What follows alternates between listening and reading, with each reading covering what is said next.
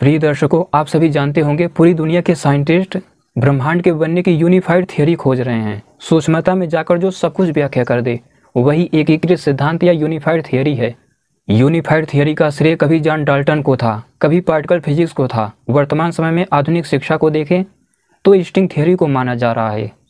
आप लोगों को पता भी नहीं होगा, ऋषियों के जितने भी वैज्ञानिक ग्रंथ थे वो सब अपने आप में यूनिफाइड थियरी थे। यूनिफाइड थियरी क्या है?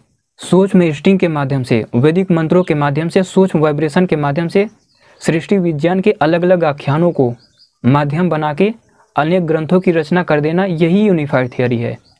ये जो शतपथ, कौशिकी, गोपथ, ऐतरेय, ऋषि मुनियों, राजर्षियों के वैज्ञानिक ग्रंथ हैं, यही यूनिफाइड थियरी हैं, एकीकृत सिद्धांत हैं।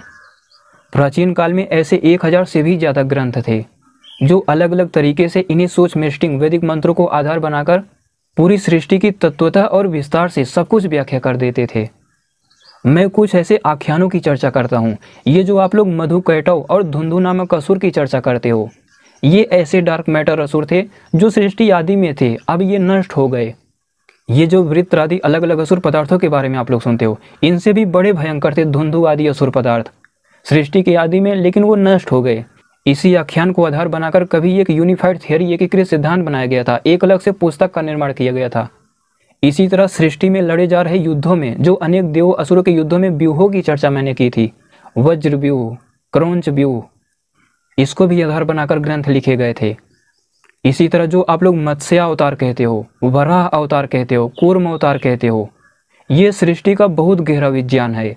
प्राचीन काल में इन्हीं आख्यानों को आधार बनाकर अनेक ऋषियों के वैज्ञानिक ग्रंथ लिखे गए थे जो अपने आप में यूनिफाइड थियरी थे। आख्यान यही सब होते थे, लेकिन सूक्ष्म वैदिक मंत्रों को व्याख्या भी किया जाता था बीच में। सृष्टि पर वे कैसे प्रभाव करते हैं, उनकी क्या प्रक्रिया है, सब कुछ।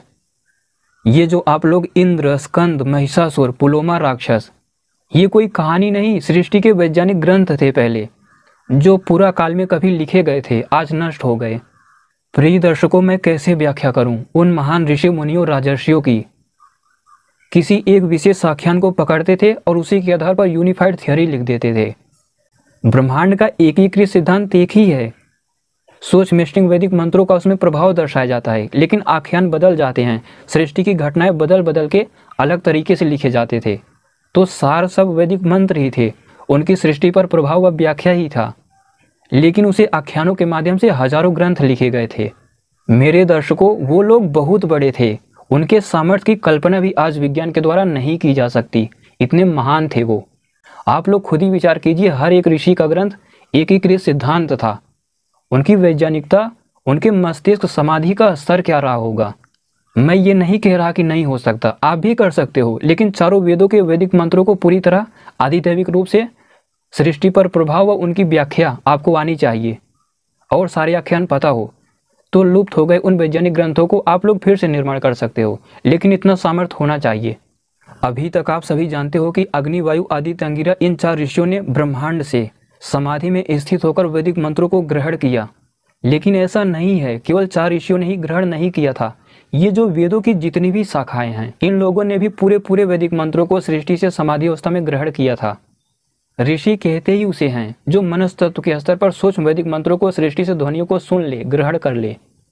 तो केवल 4 ऋषि ही नहीं थे, वेदों की जितने भी 1131 शाखाएं बताई जाती हैं, कहीं कहीं 1300 शाखाएं बताई जाती थी, इन सब ने सूक्ष्म वैदिक मंत्रों को ग्रहण किया था पूरी तरह। हर एक वैदिक शाखा में मंत्र तो एक ही प्रकार के होते हैं, लेकिन कुछ पद डिफरेंस हो जाता है, किसी का छंद बदल जाता है, थोड़ा स्वरों में भेद हो जाता है, यही अलग अलग शाखाएं बन जाती हैं। ये जो आप लोग वैदिक मंत्रों को देखते हो या मैं चर्चा करता हूँ, ये एक प्रकार की है, ये सब वेदों की एक एक शाखाओं का है। ऐसे ही प्राचीन काल में उन ऋषियों ने सृष्टि से वैदिक मंत्रों को सुनकर अपनी एक एक शाखा चलाई थी। महर्षि भगवान पिप्पलाद तो अपने समय के सबसे महान वैज्ञानिक योगी थे, उनकी भी एक शाखा थी। अगर देखें तो आज से 3000 साल पहले की बात करें तो 800 से ज़्यादा ऐसे वैज्ञानिक ग्रंथ थे जो न समझ पाने की वजह से जला दिए गए। अनेक विमानों व दिव्यास्त्रों की भी बहुत सारी पुस्तकें थी, जिसे अनेक राजर्षियों ने भी लिखा था।